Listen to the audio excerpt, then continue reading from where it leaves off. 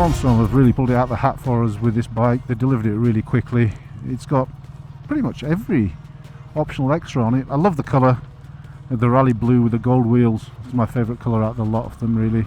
Apart from the auto lowering suspension, this has got pretty much everything on it. Front and rear radar, anti-collision, all the bits. I'm a real fan of adaptive cruise control. For when you are using it, if you're using cruise control and it's not adaptive, you may as well not bother, really. You end up messing about with it so much to stop you driving into cars in front of you and such like. I thought the electric windscreen was a bit of a luxury, but in actual fact I've used it a few times already. As soon as you get on the motorway you can flick it up and then put it back down. So I better to get to know the GS than to take it out into our favourite roads, into the Yorkshire Dales.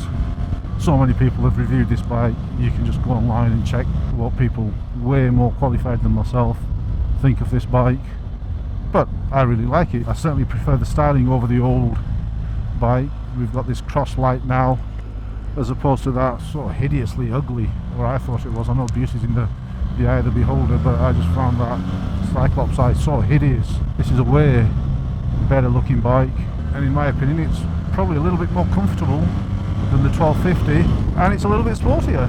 I've had a couple of GS's in the past. I've had a 1200 for quite a while actually. I had that for a couple of years, and then I had a 1250, but that was only for a short period of time. I've been out for about 20 minutes on these roads now, and I've got the bike in dynamic mode as far as the damping's concerned, and if I'm 100% honest, it doesn't feel very dynamic.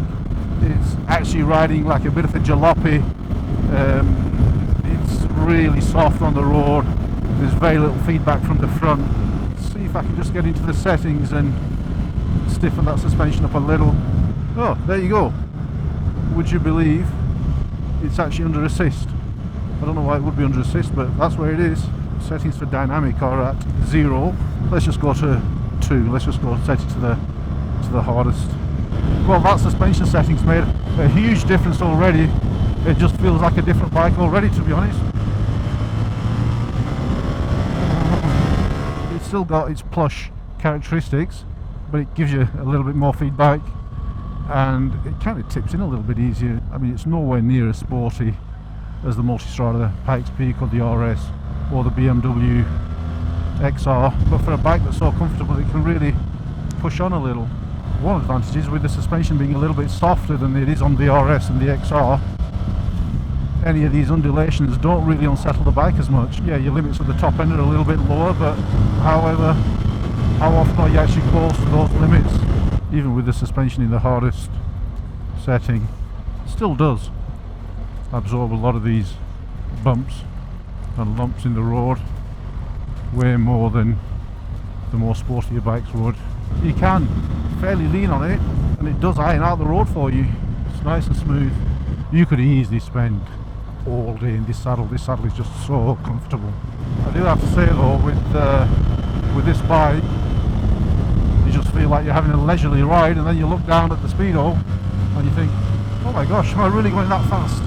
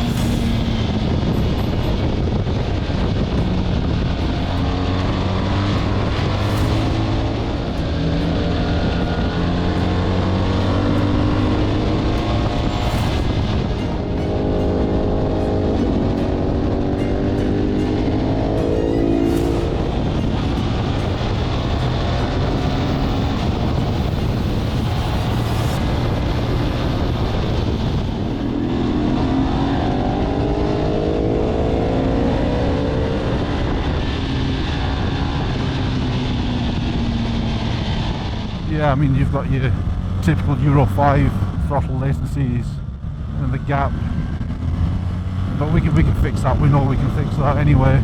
When I'm travelling through these average speed check areas, I always like to have my speed check on the bike, just make sure you don't creep over the limits Right, the average speed checks we can get out of the trip computer. It does give you this sport display. Not that you're going to be looking at that display when you're biking on. Gives you a lean angle as well. Maximum 44 degrees. The brakes are adequate. I don't think they're amazing. They're not in the same league as the XRs or the RS. I can't say I'm overly thrilled with the gear shift. Certainly a lot clunkier than I'd have hoped. The quick shifter from first to second is just so clunky. I always just clutch in on that. The downshifts on this bike seem smoother than the upshifts. You know, I've never had a motorbike with heated seats, and because it's 17 degrees, which is still quite warm for the UK I guess, but not when you're wearing fully vented gear. So, what do I think of this bike? It's a really impressive machine. We started off, I just thought, the picture lofty, doesn't really handle as it should. But as soon as I adjusted the suspension, well, it really is, or it became, a different bike. When I watched some of the reviews, people were saying in the reviews that it's not worth selling your 1250 for the 1300, and I'm going to have to disagree, because I certainly think it is. If I had a 1250 and I'd just ridden that, I would be swapping it for this bike. Yeah, it's got the standard Euro 5 characteristics. That's an easy fix for us guys. It fits out without a problem afterward. But the rest of the bike is very, very impressive. The handling is fantastic. It's not the handling of an all-out sports bike, but it's so plush and it's so nice to ride on the road. The tyres I would certainly swap for something a little bit more road biased. The bikes come to us with these tyres on. I think they're what they leave the factory with, but I think BMW have got to get real and think, you know what, most of the GSs are not going anywhere near off-road. 90% of them are never going to see a country trail or a double track, never mind actually go off-road properly. Perhaps I should offer them with a full road touring tyre and the off-road or the on-off-road tyre as an option. But yeah, all in all, really impressed with the bike. Let's get it on the dyno and we'll certainly keep you posted. Thanks for watching.